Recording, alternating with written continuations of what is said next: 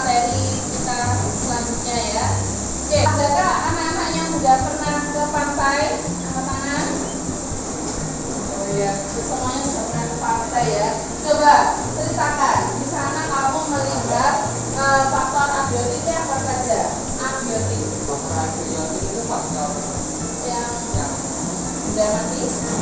di sana pastinya ada Air laut. ya, terus pasir, karang, ya, seperti itu. Ya, kemudian yang belakangnya Abian, faktor biotiknya apa kalau kamu pas di pantai itu?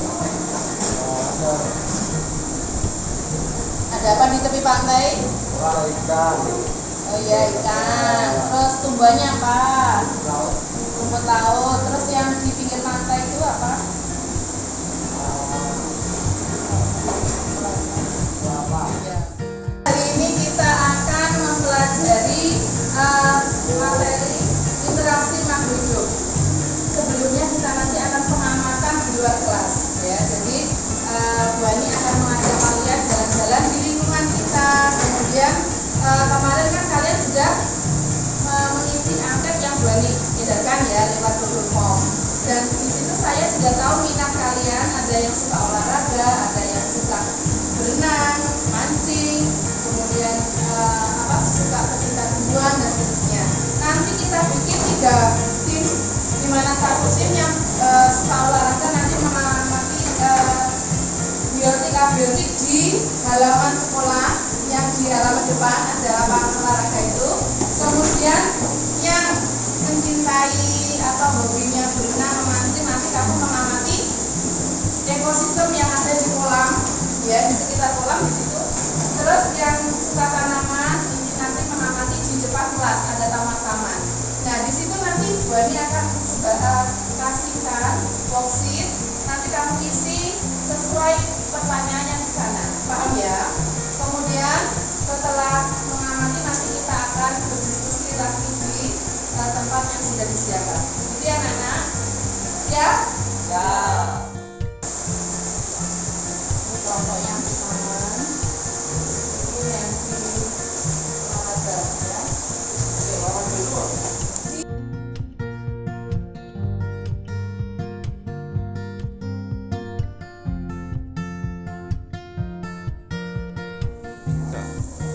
Apa yang kalian temukan di sini untuk biotiknya anak-anak? Tumbuhannya apa? Oh ini ada apa ini? Ya, belalangnya ada besar itu, terus di dalam itu yang di sini ada apa ini? Nah, itu nanti kamu masukkan semua di situ, dicari ekosistemnya ya.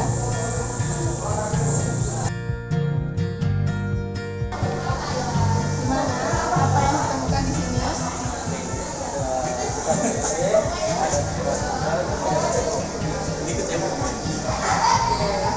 Dicatat semuanya ya, nanti didiskusikan.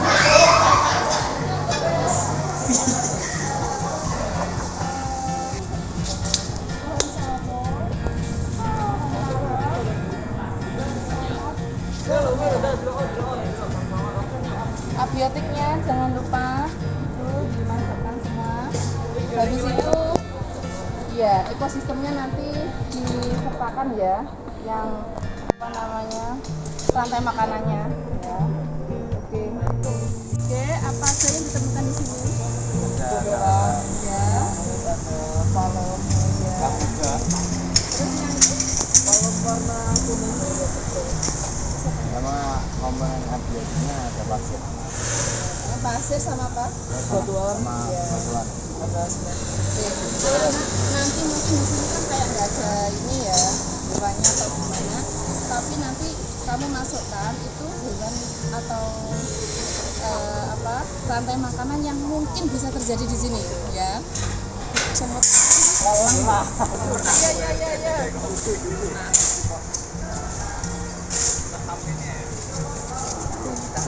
Silakan. Oke, anak-anak kamu tadi sudah mengamati di lingkungan sekitar ya, ada yang di kolam, terus di lapangan olahraga, kemudian di taman.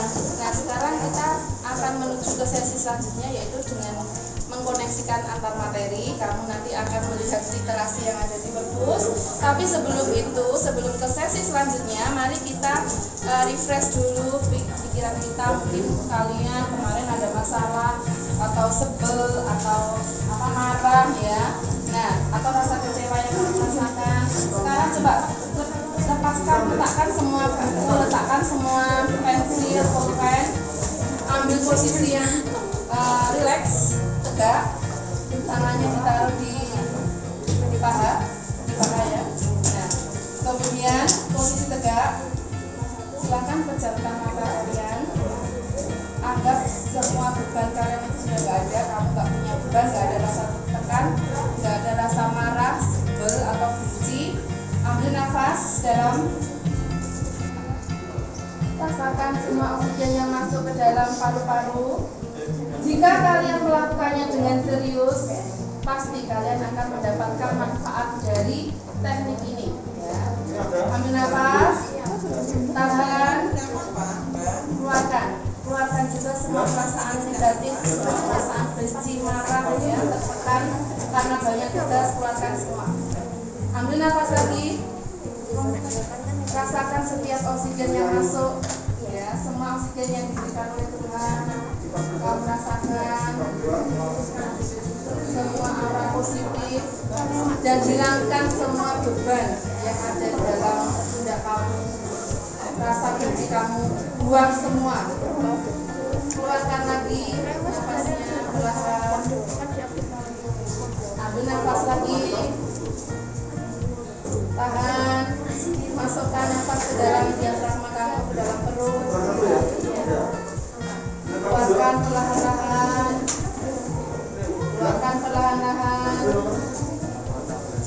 Oke, sekali lagi ambil nafas dalam-dalam. Kelola emosi kamu, buang semua yang negatif. Kamu nanti kalau sudah buka mata, kamu menjadi orang yang lebih berenergi, lebih bersemangat dalam belajar. Keluarkan nafasnya pelan-pelan. Oke, sekarang silakan dibuka matanya. Nah, setelah kalian tadi melakukan teknik stop ya, apa yang kalian rasakan? Apa Lukas? Bagaimana perbedaannya? Terus lebih fresh, lebih flow. Ya. Tadi kalian sudah berlatih teknik stop seperti tadi. Kamu bisa melakukannya di rumah atau dimanapun yang pasti. Mungkin ketika kamu banyak pikiran, banyak merasa tertekan, nah itu bisa membawa seseorang menuju ke stres ya, dan itu akan mempengaruhi pekerjaan kita. Sehingga ketika kamu marah, kamu bisa melakukan teknik ya, untuk mengelola emosi kamu supaya lebih stabil. Paham ya? Oke, setelah kita rileks sejenak, kita lanjutkan untuk mencari dari literatur di perpus. Silakan dicari untuk menjawab pertanyaan diskusi di bawahnya. Kerjasama yang kompak ya, saling menghormati dengan teman jika ada perbedaan pandangan pendapat biasa, karena ya namanya otaknya berbeda ya. Jadi silakan saling menghargai, saling berkoordinasi untuk bersama-sama menyelesaikan masalah ya. Yang disebutkan.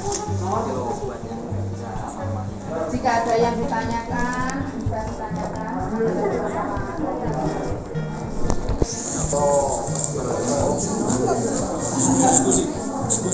Paman, tanya ame loli.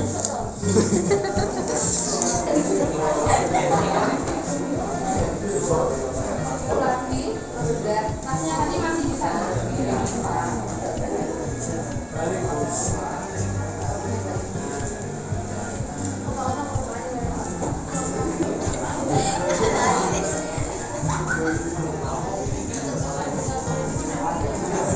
Coba kamu jelaskan apa faktor yang mempengaruhi faktor yang abiotik yang ada di pantai?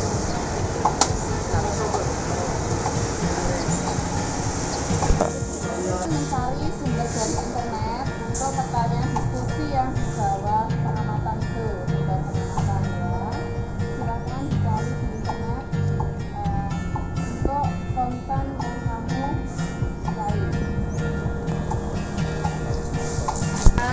ditanyakan. Silakan ditanyakan.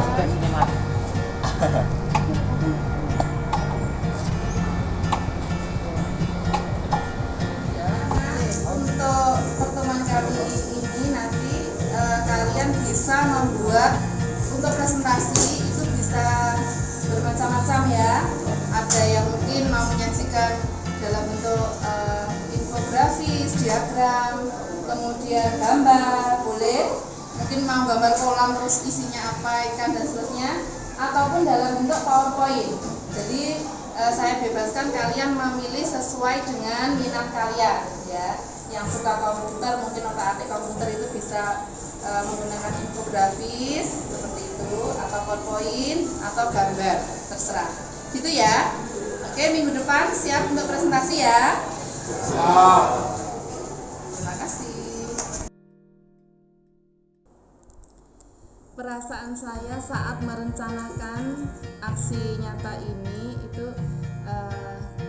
bercampur antara bisa apa enggak, karena ini baru pertama kali saya lakukan di kelas, karena sebelumnya kami hanya melaksanakan treatment pembelajaran yang sama untuk ke semua siswa kami. Kemudian pada saat melaksanakan aksi nyata ini saya sangat senang, sangat bangga karena menjadi bagian dari perubahan positif di mana seorang pendidik itu berusaha untuk memenuhi semua kebutuhan murid-muridnya. Jadi mereka tidak diberi treatment yang sama, tapi ada perbedaan untuk setiap pembelajaran yang diberikan.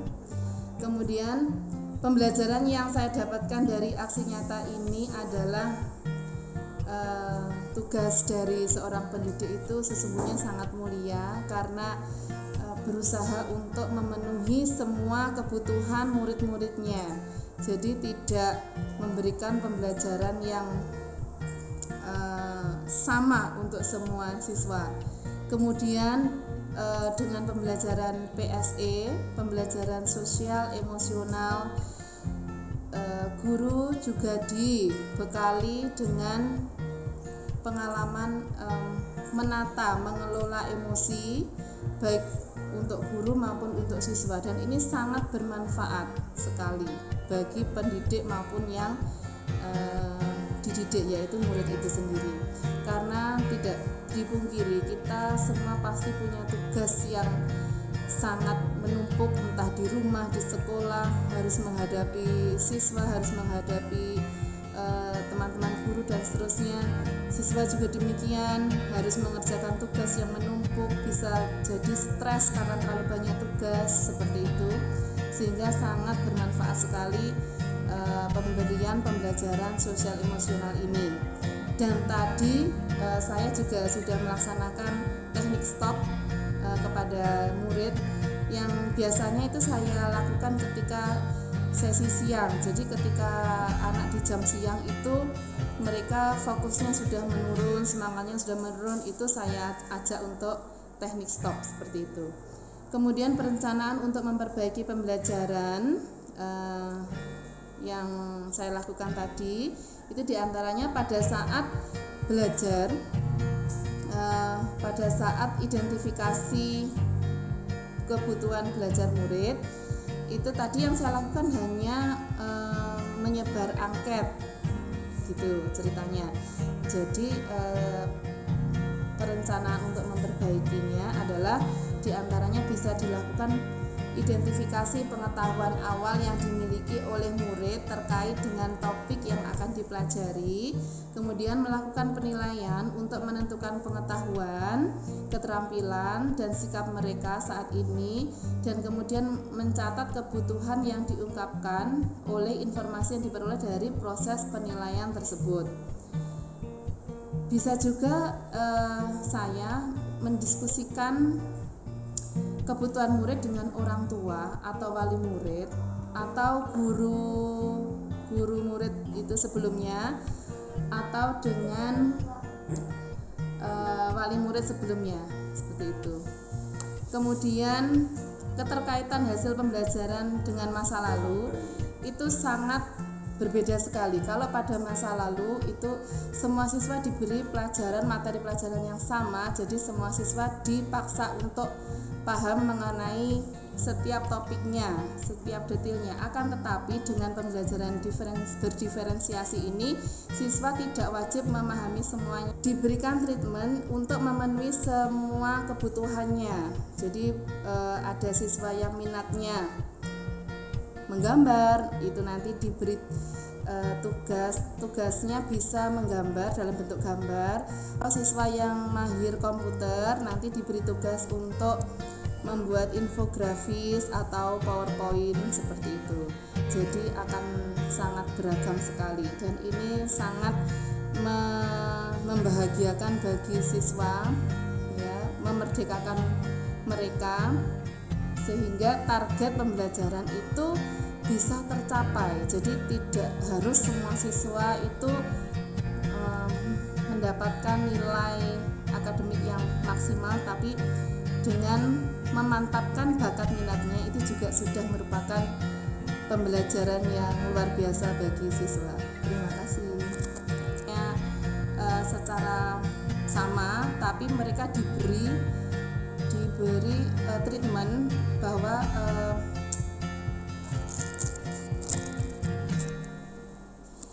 diberikan treatment untuk memenuhi semua kebutuhannya. Jadi ada siswa yang minatnya menggambar, itu nanti diberi tugasnya bisa menggambar dalam bentuk gambar, atau ada siswa yang mahir dalam komputer nanti bisa membuat laporan untuk presentasi dalam bentuk infografis atau PowerPoint.